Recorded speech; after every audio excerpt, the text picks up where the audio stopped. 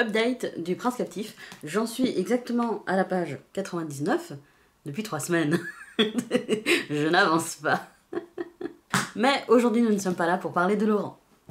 Vous avez vu le titre et si vous me connaissez depuis longtemps, vous vous êtes dit mais what the fuck. Mais on est entre nous, je peux vous avouer mon petit secret, c'est que j'adore les romances historiques et j'adore les romances de Noël.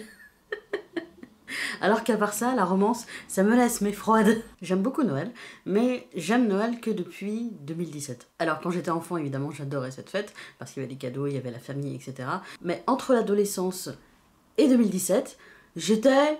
ouais, avec Noël. Comme je suis une fille de l'hiver, j'aimais toujours autant le fait qu'il fasse nuit tôt, j'aimais toujours les fêtes de famille, j'aimais la bonne bouffe, mais à part ça, l'enchantement de Noël en général, bah je l'avais pas trop. En 2017 est arrivé dans ma vie un téléfilm de Noël sur Netflix, niais au possible. The Christmas Prince. Je vous laisse le rechercher sur Netflix parce qu'il y est toujours, il y a une trilogie maintenant. Il y a le Netflix Cinematic Universe. Mais comme bon téléfilm, et avec le titre vous vous en doutez, c'est l'histoire d'une jeune journaliste qui veut faire ses débuts dans le métier, qui va enquêter sur un prince d'un royaume qui n'existe pas mais on dit qu'il existe, et évidemment ils vont tomber amoureux. Le tout saupoudré de magie de Noël, avec des bonhommes de neige partout, avec des Pères Noël un peu dissimulés dans tout le royaume, et avec un château décoré à la Noël, mais même les Galeries Lafayette elles font pas ça.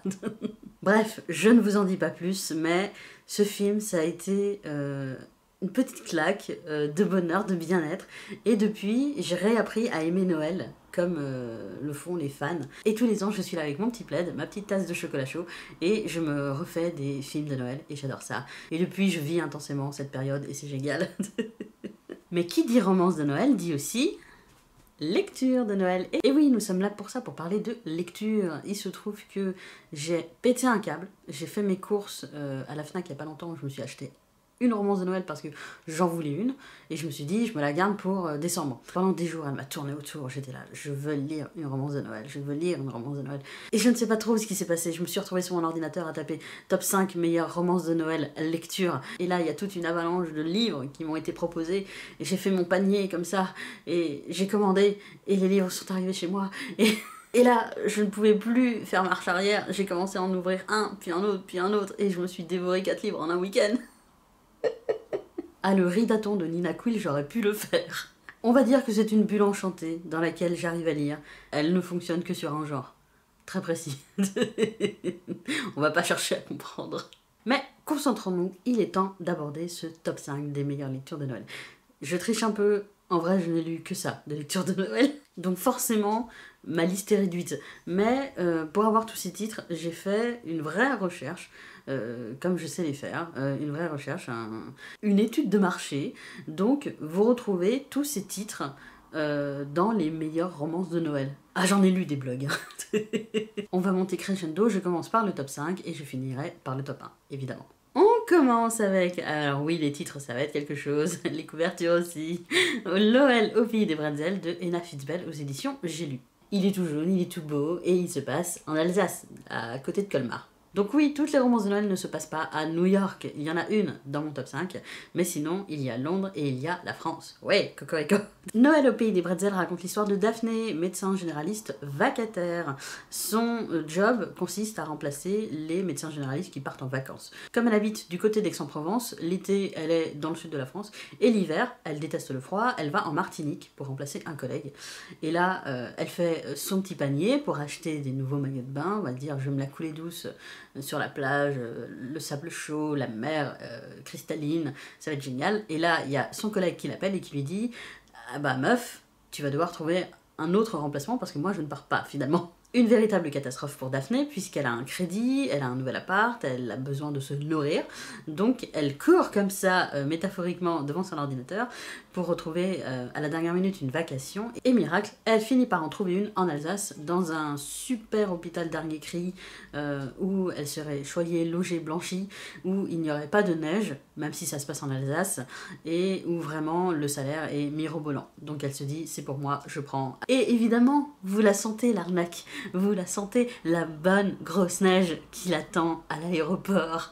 la pauvre Daphné se rend vite compte que toutes les promesses qu'on lui a dites, l'appartement, la cuisinière attitrée, l'hôpital dernier cri, tout ça c'est des cracks, puisqu'elle se retrouve dans un petit village, à loger chez l'habitant. Et l'hôpital dernier cri, c'est un tout petit boui-boui, où il y a une salle d'auscultation, et il y a une salle pour les animaux. Donc Daphné se retrouve médecin généraliste, vétérinaire à plein temps. Donc vous vous dites, mais tout ça n'est pas légal.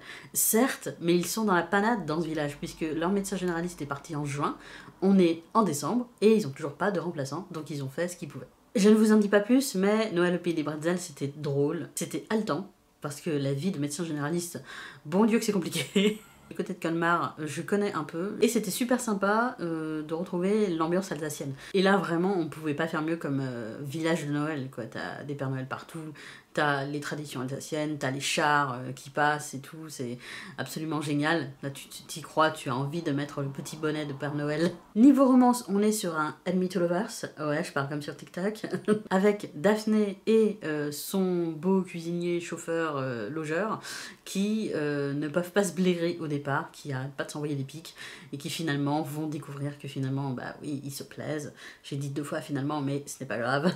Le seul petit bémol, et c'est un con que ce soit moi qui dise ça, mais je le mettrais sur Daphné au début de l'histoire, parce que t'as vraiment l'image de la citadine qui arrive dans la campagne. Déjà, elle est pas au courant qu'il y a de la neige en Alsace, en hiver, et ensuite elle arrive vraiment avec des petites bottines à talons hauts sur un verglas très dangereux, donc tu te dis meuf, renseigne-toi quand même un peu, un minimum. Voilà, là c'est un peu cliché, mais mis à part ça, c'était une lecture très sympathique que je vous conseille fortement. On quitte la France pour aller à Londres avec le top 4, qui est Noël à Covent Garden, écrit par Joel Sweik, aux éditions J'ai lu pour elle. Alors c'est une ancienne édition que j'ai là, puisqu'elle est sortie en 2018, et celle-là, effectivement, je l'ai lue en 2018. C'est un peu flou, mais j'en garde un excellent souvenir. Et il a été réédité dans une belle édition depuis, donc si vous voulez l'édition un peu collector, n'hésitez pas, allez le chercher chez votre libraire, vous le trouverez. Noël à Covent Garden raconte l'histoire de Tilly, une maquilleuse-coiffeuse dans un opéra. Oui, on est dans l'univers de l'opéra, c'est merveilleux. Tilly a un gros problème, elle ne supporte pas les ordinateurs, elle n'y comprend absolument rien, elle attrape virus sur virus. Quand il y a un problème avec l'ordinateur, au lieu de l'éteindre, elle le débranche, ça ne va absolument pas. Et comble du malheur, un jour elle fait tout ça, et même pire, devant le nouveau chef informaticien, je crois que c'est ça mais je ne suis pas sûre, bref, l'informaticien, le geek de l'opéra, Marcus. Et là, bien que Tilly soit en couple et heureuse en couple, elle a 2 nouveaux problèmes dans sa vie. Le premier, c'est que Marcus est beau comme un dieu, et elle n'arrive pas à se concentrer quand elle le regarde. Et le deuxième, c'est que Marcus est le chef informaticien de l'opéra, et quand il lui parle, elle n'arrive pas à comprendre ce qu'il lui dit. Vous l'aurez compris, Tilly est maladroite, elle fait des bourdes, et même si elle est très douée dans son métier, elle peut être virée de l'opéra à tout moment. Donc sa chef lui dit, écoute, tu vas prendre des cours d'informatique, comme ça t'arrêteras de nous saouler.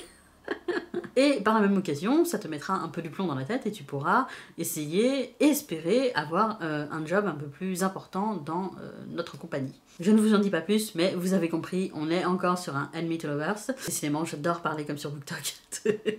Avec Tilly, qui est une pile électrique, qui adore Noël, qui adore son métier, qui est très farfelu. Et de l'autre côté, on a Marcus, qui est l'informaticien par excellence, qui vient de la City, et qui est droit dans son costume, droit comme un i, et qui a horreur de Noël. Je me souviens avoir adoré les dialogues de ce livre, parce qu'ils étaient drôles, parce qu'ils étaient piquants, et parce qu'ils étaient pleins d'ironie, aussi bien d'un côté comme de l'autre. Et je suis actuellement en train de le relire, et c'est vraiment génial, parce que d'un côté, on découvre l'univers de l'opéra, comme on ne le connaît pas, on est dans les coulisses, donc on voit tout ce qui est préparation, costume, même chanteur. Et de l'autre, on est dans l'univers de Noël, donc on a tous les thèmes qui sont abordés, la famille, la confiance en soi, la magie de Noël, etc. Et on a un bon mélange avec tout ça qui fait que, voilà, on découvre un univers tout en restant dans notre petit cocon de bien-être. Et c'est génial, et il y a de l'humour, il y a des rebondissements. Mais tout n'est pas tout rose à l'opéra de Covent Garden. Mais bref, c'est une bonne lecture que je vous conseille aussi très fortement. On passe maintenant au top 3 avec un titre très évocateur. Cher Père Noël, je voudrais un mec. C'est écrit par Caro M. Lynn, ou Len, je ne sais pas comment ça se prononce, et c'est édité aux éditions HarperCollins Poche. Cher Père Noël, je voudrais un mec, se passe à New York. Donc là, on est vraiment dans le cliché du téléfilm de Noël, avec en plus Ali, une jeune assistante de direction, qui est là en remplacement, et qui fait bourde sur bourde. C'est l'équivalent de Bridget Jones, mais à New York. On est de nouveau sur un Enemy to Lovers avec Ali, l'assistante de direction, et Evan, qui est son grand patron et qui est l'archétype du mec beau, riche, hautain, qui ne la supporte pas parce qu'elle n'est pas son assistante de direction habituelle et qu'elle fait bourde sur bourde. Et on se rend vite compte que c'est pas qu'il la supporte pas, c'est qu'il a du mal à assumer son attirance pour elle. Mais alors, pourquoi ce titre? Eh bien, ce titre, en fait, c'est le prologue de l'histoire. Il se trouve qu'Ali a une meilleure amie qui fait des études de psychologie et qui lui a dit un jour, écoute, écris-moi ta liste au Père Noël idéale. Et donc Ali s'exécute, elle trouve l'exercice assez sympathique, donc elle lui écrit tout ce qu'elle veut, se venger de son ex, qui l'a trompée, elle voudrait la paix dans le monde, elle voudrait un abonnement à une plateforme équivalente de Netflix, elle voudrait de la lingerie sexy et de haute couture, bref, elle voudrait tout plein de choses, mais surtout ce qu'elle voudrait, c'est que son patron, qui a un balai dans le cul, arrête de l'emmerder. Mais si en même temps, ce patron qui est beau comme un dieu pouvait lui sauter dessus, elle dirait pas non. Du coup, nous avons Ali qui écrit comme ça sa petite lettre au Père Noël, et qui, au lieu de l'envoyer à sa meilleure amie, l'envoie par réflexe à la mauvaise personne, Evan, qui est juste en face d'elle, mais qui, heureusement, est en réunion. Donc, il y a moyen qu'elle chope le mail avant qu'il ne retourne à son bureau. Je m'arrête là, mais vous le devinez, on est sur la romance maladroite, sexy de Noël, avec une héroïne ultra catchy qui n'hésite pas à envoyer plein de pics à son patron, qui lui répond. Et dans la vraie vie, Alice se ferait tellement virer depuis longtemps. Mais c'est très drôle parce qu'il lui arrive que des bourdes, et en même temps, la romance est évidente. Mais ce qui m'a encore plus plu avec Ali, c'est qu'elle a des désirs, elle a des envies, et elle les assume. Et elle n'est pas parfaite, c'est pas la grande blonde à forte poitrine avec une taille fine de guêpe, c'est une petite new-yorkaise lambda qui a quelques bourrelets, qui est brune pour une fois, qui aime bien se coucouner chez elle dans un appart un peu bizarre. Et donc c'est deux mondes qui se rencontrent et qui font des étincelles entre eux, et c'est génial. Voilà, j'ai beaucoup aimé ma rencontre avec Ali, même si le titre m'avait un peu laissé perplexe. Et vraiment, j'ai beaucoup aimé l'écriture de Caro M. Lynn. Du coup, je me suis commandé 2 autres livres d'elle qui sont arrivés et qui m'attendent là-bas, là, juste là. En parlant de coup de cœur, je vous présente le top 2 et le top 1, puisqu'ils sont indissociables, puisqu'il s'agit du tome 1 et du tome 2. d'Alfreda Henry, je triche un peu, je ne me souvenais plus de son nom, Love in the Snow et Noël est plus doux dans tes bras. Et ils sont tous les deux édités à HarperCollins Poche. On commence avec le tome 1 qui est le top 2 de ce top 5. Est-ce que vous suivez jusque-là? Il y a quelques années, Alfreda Henry a écrit Love in the Snow, la romance de Juliette qui se passe du côté d'Annecy. Juliette est autrice de romance, elle a été larguée comme une merde par son ex, et depuis, c'est la page blanche. Elle n'arrive plus à écrire, elle est déprimée, sa meilleure amie lui dit « Écoute, je suis riche, je vais t'aider, je vais t'offrir 3 semaines du côté d'Annecy pour Noël, tu vas m'écrire ce nouveau roman et tu vas revenir en pleine forme. Et accessoirement, tu vas te trouver un mec. Mais ça, tu ne le sais pas encore. » C'est un peu désabusé, mais pleine d'espoir que Juliette part donc du côté d'Annecy pour les vacances et va rencontrer la fille de Sower, une jeune adolescente qui espère trouver une nouvelle maman et accessoirement une nouvelle femme à son père qui est célibataire depuis des années. Donc Juliette calme tout de suite l'adolescente en lui disant « Oh, je suis là en vacances, alors ton histoire est très touchante, mais je ne vais pas tomber amoureuse de ton père, ça ne se fait pas comme ça, hein, ce n'est pas la magie de Noël, il faut plus que ça pour tomber amoureux, et vous vous en doutez, et ben le plus que ça, il est bien présent entre Sower et Juliette. » Alors pour une fois, on n'est pas sur un Enemy to Lovers, on est sur une relation, tout ce qui est plus naturel. Alors certes, ils se croisent beaucoup, pour une ville qui n'est pas si petite que ça. Mais on n'a qu'à dire que c'est dans le cahier des charges de la romance, hein, c'est normal. Et donc nous avons un début de relation, et une relation qui est toute douce, qui est évidente là encore. Il y a du désir, il y a du rire, il y a de l'émotion avec Love in the Snow. Et évidemment, il y a un grand retournement de situation dans les dernières pages. Parce que voilà, il se passe des choses. Je peux pas vous le dire, donc ça me frustre. Mais vous vous en doutez, tout n'est pas simple, tout n'est pas rose. Dans Love in the Snow, il y a forcément l'ombre qui rôde comme ça derrière les pages, qui attend de pouvoir sortir là dans les derniers chapitres. Mais honnêtement, c'est un coup de cœur parce que c'est tout mignon, parce que c'est tellement tendre, c'est tellement romantique, on peut le dire, que moi, ça m'a fait du bien. J'étais heureuse. J'ai commencé avec le tome 2, qui est mon top 1 de ce top 5, vous me suivez toujours, parce que le résumé m'attirait plus, mais j'ai vraiment eu un coup de cœur avec l'histoire de Juliette. Et Juliette est un coup de cœur à elle toute seule. Elle est trop mignonne, on a envie de l'aimer, on a envie de l'avoir comme amie, et comme prof de littérature aussi, parce que elle écrit, et elle donne envie d'apprendre l'écriture avec elle, quoi. Je sais pas, ça a l'air tellement fluide quand elle écrit. Et il n'y a pas que Sower, il y a tout l'entourage de Sower que Juliette découvre et rencontre dans ce premier tome. Et on rencontre notamment Millie, la sœur de Sower, qui a un crush sur un pompier. Et dans ce premier tome, il est sous-entendu que le pompier et Millie auraient potentiellement une romance plus tard. Et vous vous en doutez, c'est le tome 2, oui, Noël est plus doux dans tes bras, toujours de Alfreda and oui, je vais y arriver un jour. Eh bien, c'est l'histoire de Millie et de ce pompier. Et là, nous avons mon trope préféré, Friends to Lovers. Oui, enfin. J'adore quand c'est simple, quand c'est évident, quand c'est tout doux, quand c'est juste normal, et qu'on passe de l'amitié la plus forte, la plus délicieuse, à l'histoire d'amour la plus douce qui soit. Millie et son pompier, ils sont juste adorables. Millie, elle est trop mignonne parce que déjà, elle est obsédée par Anastasia, le dessin animé, et comme je la comprends.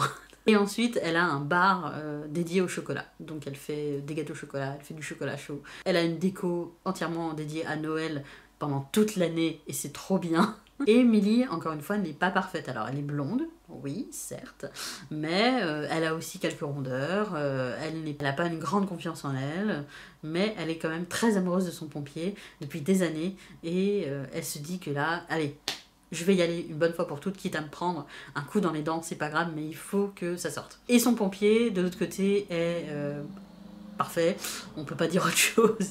Il est beau, il est riche, il est pompier, il est intelligent, il sait cuisiner, enfin, il sait tout faire ce mec. Il est désespérant au bout d'un moment. Mais il est surtout très drôle et il est plein de bonnes intentions.